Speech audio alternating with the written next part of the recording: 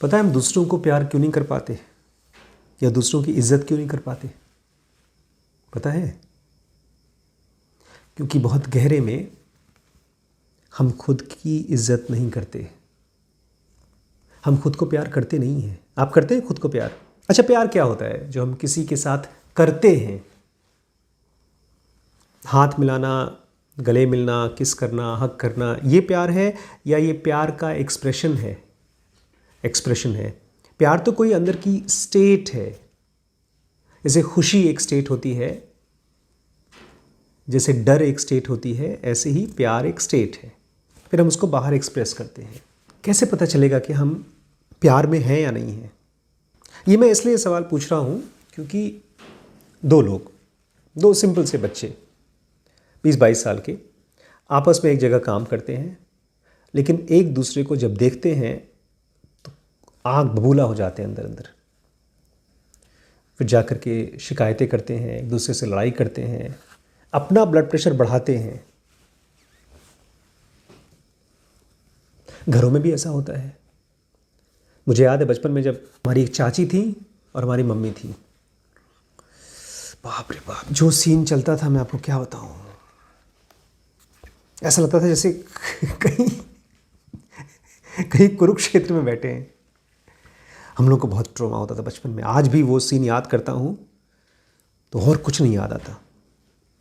मारती थी मम्मी हम लोगों को, उनके साथ चाची के साथ जो लड़ाई होती थी उसके लिए हम लोगों को मार पड़ती थी। इसलिए हम लोग को और गुस्सा लगता था कि इनको भगाओ यहाँ से। हम लोग बहुत छोटे छोटे थे, होंगे 10-12 साल, और मम्मी भी मजबूर थी बेचारी, क्या करेंगी? गुस्सा आएगा और कहीं नहीं निकाल पाएंगी तो किस पे निकालेंगी? अपने आसपास सामान पे या अपने बच्चों पे। और सामने जो आंटी थी उनके साथ खाली लड़ाई कर पाती थी, मुंह से चिल्ला पाती थी। बाद में मुझे समझ में आया उनके अपने अंदर में बहुत सी ऐसी चीज़ें हैं जिसको वो पसंद नहीं करती। और यही मैं इन बच्चों के साथ देखता हूँ। हम लोग सामने वाले के लाइफ में जिन चीज़ों को हेट करते हैं, असल में हम उसको अपने अंदर में हेट करते हैं। अगर हम किसी को रिस्पेक्ट नहीं कर पा रहे हैं तो उसकी वो क्वालिटी है जो हम अपने अंदर में रिस्पेक्ट नहीं कर पाते। रिस्पेक्ट समझते हैं क्या होता है? रिस्पेक्ट मतलब केवल मुंडी झुकाकर नमस्ते करना नहीं। रिस्पेक्ट करना मतलब एक्सेप्ट करना। अब जब किसी को आप बोलते हैं नमस्कार आइए, तो आप उसको एक्सेप्ट कर रहे हैं अपने घर में। ये एक्सीडेंटल नहीं होता यार। रिस्पेक्ट एक्सीडेंटल नहीं होता। खुद से प्यार एक्सीडेंटल नहीं होता। इनफैक्ट ये थोड़ा कंफ्यूजन है। जब कोई प्यार कहता है तो ऐसा लगता है कुछ करना होगा, अपने आप से प्यार करना होगा, अपनी रिस्पेक्ट करनी होगी। तो कैसे करेगा यार? दिन भर अपने शीशे में बैठ करके अपनी आरती उठाएगा, आरती गाएगा? वो तो नार्सिसिज्म है। सेल्फ लव और सेल्फ रिस्पेक्ट ही आपको हील कर सकता है और आपको हेल्प कर सकता है बाकी आसपास की दुनिया के साथ कनेक्ट करने के लिए। तो ये सेल्फ लव क्या है या सेल्फ रिस्पेक्ट क्या है? बहुत बचपन से हम लोगों को, छोटे से होते हैं, समझ तो होती नहीं है, तो जो दूसरे लोग करते हैं हम लोगों को लगता है वो सही है। कहीं किसी ने चोरी किया और किसी ने उसको मारा तो लगता है अच्छा चोरी गलत है। क्यों? क्योंकि मारा गया है। लेकिन वो चोरी का इंस्टिंक्ट हमारे अंदर में भी है। हम भी जाकर चुपके से किचन में चिप्स पापड़ निकाल निकाल के खा लेते थे। अब चोरी तो कर लिया, और चोरी क्या है? गलत है। चोरी के लिए मार पड़ती है। हमको ये पता नहीं है कि चोरी गलत क्यों है, लेकिन हमने ये मान लिया कि चोरी गलत है। तो बचपन से ही अनकॉन्शियसली लोगों के जजमेंट्स देख देख के हम जजमेंटल हो जाते हैं सबके लिए, इंक्लूडिंग आवर सेल्व्स। इसलिए ध्यान मेडिटेशन करने का टाइम आता है, आंखों में आंसू निकल आते हैं। अरे एक फिल्म दिखाई थी मैंने आपको अभी, फ्लैट लाइनर्स। वो पूरी तरह से झूठ नहीं था। वो बच्चे जो थे मेडिकल स्टूडेंट थे और जाकर के अपने आप को नियर डेथ एक्सपीरियंस करवाते हैं। एक बड़ी सी मशीन के अंदर, MRI CT स्कैन की मशीन के अंदर में अपने आप को ऐसी दवाई देते हैं कि वो मर जाएंगे, और 1 मिनट के अंदर अंदर उनको अगर रिवाइव कर लिया गया तो जिंदा हो जाएंगे। और वो 1 मिनट में मरने के बाद क्या एक्सपीरियंस करते हैं? आउट ऑफ बॉडी एक्सपीरियंस कर रहे हैं, मैजिकल मिस्टिकल एक्सपीरियंसेस कर रहे हैं। लेकिन एक साइड इफेक्ट था, और साइड इफ़ेक्ट क्या था? आपके अपने माइंड में, अपनी मेमोरी में जिन चीज़ों को आपने गलत माना है और आपने किया है वो आपको हॉन्ट करती हैं। तो बेसिकली आप खुद से प्यार क्यों नहीं कर पाते? क्योंकि आपके अपने पास्ट में आपने कुछ ऐसी हरकत हुई है जिसको आप गलत और बहुत ख़राब मानते हैं। उसमें से एक बच्ची थी जिसको एक मरा हुआ आदमी दिखाई देता था, क्योंकि ये मेडिकल स्टूडेंट थी और उसके ड्यूटी में उसने गलत दवाई दी थी तो मर गया था। एक बच्ची थी जिसको दिखाई देती थी अपनी छोटी बहन, क्योंकि वो कार चलाते समय वो मोबाइल फ़ोन यूज़ कर रही थी और एक्सीडेंट हो गया, उसकी छोटी बहन मर गई, तो उसको अपनी बहन भूत की तरह दिखाई देती थी। हमारा self love is equal to dissolution of self hate. एक बार हेट्रेड खत्म हो जाएगा तो सेल्फ लव अपने आप या लव अपने आप निकलेगा। जब मैं आपको देखता हूँ और आपकी कोई हरकत जो मुझे बिल्कुल पसंद नहीं आती, जब वो दिखती है, अगर मुझे 10 साल पहले मिले होते जब जनोगा नहीं आई थी तो मुझे बहुत गुस्सा आता। अब गुस्सा नहीं आता क्योंकि वो सब मेरे अंदर थी और मैंने अपने आप को बोला है कोई बात नहीं बेटा, सबसे हो जाता है। जो भी गंदी से गंदी आपकी हरकत है वो मुझे पता है मेरे अंदर में भी है, बिकॉज वही हड्डी, वही मांस, वही ब्रेन, वही बाल, वही कपड़े आपके भी हैं। तो अगर आपके साथ तो मिस्टेक हो सकती है, इसका मतलब मुझसे भी मिस्टेक हो सकती थी। जैसे लोग बीमार पड़ते हैं, लोग खाना खाते हैं, ऐसे ही गलतियाँ, जिसको लोग गलतियाँ कहते हैं, सबसे हो सकती है। वो मेरे अंदर में भी है और मैंने उसके लिए क्या किया है? चिल डॉक्टर साहब, मिस्टेक से ही आदमी सीखता है। मेरे लिए वो मिस्टेक्स नहीं है, जैसे मैंने कल कहा था ना, मेरे लिए इंसिडेंसेस हैं, कुछ सिखाने के लिए इंसिडेंसेस हैं। तो मैं आपको प्यार कब कर पाऊंगा? जब मैं अपने आप को माफ़ भी नहीं कहते यार, बहुत गंदा लगता है माफ़ करो खुद को। ऐसा लगता है जैसे किसी को सेकंड हैंड माल है, ख़राब हो गया है तो कोई बात नहीं, फटा हुआ नोट है चला लो। हम लोग फटे हुए नोट नहीं यार, हम सब एक फिजिकल बॉडी है और हमारे अंदर में डिवाइन फ्रैगमेंट है। उसको अगर जानना है ना, तो ये जो जिस बॉडी को आप यूज़ कर रहे हैं, इससे कितनी भी गंदी से गंदी हरकत हो जाए उसको पहचानिए और अपने आप को बोलिए ठीक है, लाइफ चाहती थी, लाइफ का यही तरीका था खुद को सिखाने का। यार बुद्ध ने तो अंगुलीमार को माफ़ कर दिया। अंगुलीमार जिसने इतने लोगों को मारा था, खून किया था। जब कोई कुछ मिस्टेक करता है ना, सजा के लिए नहीं करता। और जो हम लोग सजाएं देते हैं, चाहे वो फिजिकल सजा हो, चाहे साइकोलॉजिकल सजा। साइकोलॉजिकल सजा मतलब सेल्फ हेट, जजमेंट, वो हील नहीं करती, वो आदमी को ट्रांसफॉर्म नहीं करती। एक बहुत बड़ा मिस्टेक किया आपने और वो मिस्टेक आपको पूरी तरह से आपकी लाइफ के बारे में कुछ दिखाने वाला था, समझाने वाला था, और आपने उसको जज करके, हेट करके उस किताब को बंद कर दिया। मान लीजिए आपने मॉस्टरबेशन कर लिया, आपने घर में पैसे चुरा लिए, आपने कोई ऐसी चीज़ कर दी, एग्ज़ाम में फेल हो गए, आपने जॉब छोड़ दिया, कुछ ऐसा कर दिया जो आप नहीं करते तो आप सर्वाइव नहीं कर पाते, और उसके बाद अंदर अंदर घुट रहे हैं।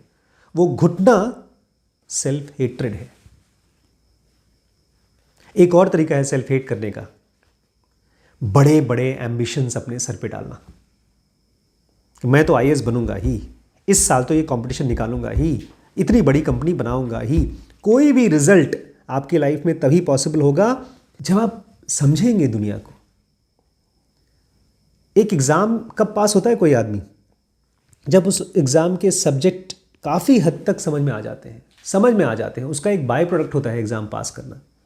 एक बिजनेस आदमी का कब सक्सेसफुल होता है?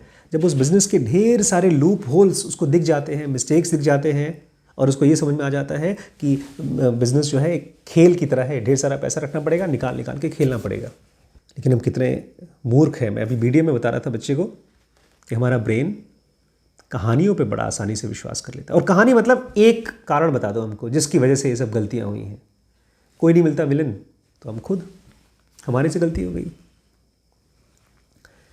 हमारी सेल्फ हेट हमारी लाइफ की स्टोरी बन जाती है कि मुझे ये करना चाहिए था, नहीं कर पाया, इसका मतलब मैं खुद विलन हूँ। अपने आप से पूछिए क्यों करना चाहिए था भाई? किससे उधारी ली है क्या मैंने? ये जो एम्बिशंस होते हैं वो लाइफ के पर्पस से निकल के आना चाहिए। कोई ऐसी चीज़ जो आप सीखना चाहते हैं, जानना चाहते हैं, उसको उसी को सीखने के लिए आपकी लाइफ आगे चल रही है और आप उसको रिसीव कर रहे हैं। कृष्णमूर्ति ने ढेर सारे स्कूल्स बनाए, वो एम्बिशन के तहत नहीं बनाए, उनकी गहराई की वजह से बने हैं। टाटास के इतने बड़े बड़े बिजनेसेस हैं, रिलायंस के इतने बड़े बड़े बिजनेसेस हैं, ना खाली एम्बिशन की वजह से नहीं है, उनकी गहरी अंडरस्टैंडिंग की वजह से है। किसी मार्केट को समझ में आया, उनको कोई इंडस्ट्री समझ में आई, उनको ये समझ में आया कहाँ से पैसा मिलेगा, कैसे एम्प्लॉयज़ हायर होंगे, कैसे एम्प्लॉयज़ को मैनेज किया जाएगा। एक बेचारा नहीं, हम लोग WBX में पढ़ रहे थे, उसका एक स्टीव था, फार्मा कंपनी, उसकी बहुत बड़ी कंपनी में CEO था। उसने सब कुछ अच्छा किया, उसकी कंपनी 3 साल में तो 3 गुना बढ़ गई, लेकिन अंत में बेचारे क्लीन बोल्ड हो गए। कैसे? अपनी वाइफ को जो डिवोर्स किया, वो कायदे से लोगों को, बोर्ड ऑफ डायरेक्टर्स को बताया नहीं। तो जब आप नहीं समझ पाते, उसकी वजह से आप फेल हुए हैं, और जब आप समझ जाते हैं तो आप सक्सेस को रोक नहीं सकते। लेकिन इस पूरे प्रकरण में, आपकी लाइफ के सक्सेस के फेलियर की जर्नी में, आप एक भी दिन सुकून से नहीं बिता पाएंगे अगर आप अपने आप को ये नहीं कहते, आशीष भाई यही चाहती थी life, you are the best man of my life. दिखाने के लिए नहीं है, अंदर अंदर में मैं अपने आप को यही बोलता हूँ। जब भी मैं किसी चीज़ को एंजॉय करता हूँ, बोलता हूँ आई डिज़र्व इट। जब मैं कोई गलती करता हूँ, यस आई डिज़र्व इट। मेरे को सीखने के लिए बड़े बड़े गलतियाँ करनी थी यार। मेरे लिए मेरी लाइफ पता है क्या है? एक बड़ा सा रफ पेपर, उसमें लिखा, कैलकुलेशन किया, गलत था काट दो, next page, next page, next page. लोग कैसे जीते हैं? फेयर कॉपी, एक भी स्पेलिंग मिस्टेक नहीं होना चाहिए, और गलती हो गई तो उसको ब्लेड से मिटाते रहते हैं। मिटती नहीं है, मेमोरीज मिटती नहीं है। इस बॉडी को ऐसे ट्रीट करिए जैसे छोटा सा बच्चा, छोटे बच्चे सुसु पॉटी करते हैं बिस्तर पे, ऐसे ही जो कुछ गलतियां होती हैं इस बच्चे से की हुई, इनोसेंट बच्चा है यार। कृष्ण भगवान यही तो बोल रहे हैं, माखन चुराया एक इनोसेंस थी। आपने क्या कर लिया? आपने थोड़ा सा टाइम चोरी करके मोबाइल देख लिया, आपने थोड़ा सा मस्टरबेशन कर लिया। वो आपने स्टोरी सुनी है, एक जैन थे, जैन लोग होते हैं ना, वो लहसुन और आलू नहीं खाते, ज़मीन के नीचे की चीज़ नहीं खाते। और एक भाई साहब थे, जैन थे, उनको चिप्स खाने का बड़ा शौक था। चुपके चुपके बाथरूम में चिप्स खा रहे थे। मरने के बाद ऊपर गए, नर्क की लाइन में खूब लंबी लाइन लगी हुई थी, खूब लंबी लाइन। आगे वाले से पूछा, भाई बहुत टाइम लग रहा है नर्क में जाने में, जल्दी करो यार, खड़े होके बोर हो रहे हैं। तो आगे वाला पीछे देखे, बोलता क्या है, क्या पाप किया है तुमने? बोलता तुम जानते नहीं हो, चिप्स खाया है, चिप्स खाया है। आगे ईदी अमीन है, आदमी खा गया था, उसका नंबर तो अभी तक आया नहीं है, चिप्स खा के यहाँ पर पाप किए बैठे। कौन सा पाप कर लिया है आपने? कौन सा ऐसा पाप है जिसके लिए आप खुद को प्यार नहीं कर सकते, माफ़ नहीं कर सकते? अगर आप खुद को माफ़ नहीं कर सकते तो किसी और को माफ़ नहीं कर पाएंगे। खुद को प्यार नहीं कर सकते तो दूसरे को कैसे लव देंगे? आप एक विकृत परेशान आदमी की तरह अपने बच्चे के साथ रहेंगे, अपनी बीवी को परेशान कर डालेंगे। इसलिए कम से कम उनके सेक के लिए अपनी उंगलियों को, अपनी आँख को, अपने नाक को, सबको संभाल के रखिए। ज़िंदा रहेंगे तो बहुत कुछ कर लेंगे। और लास्ट पॉइंट आज का ये है, टाइम पीरियड बढ़ाइए। आपने अपने आप को 1 आध साल का या 6 महीने का टाइम पीरियड दिया होगा सक्सेसफुल होने के लिए? नहीं, कम से कम 10 साल।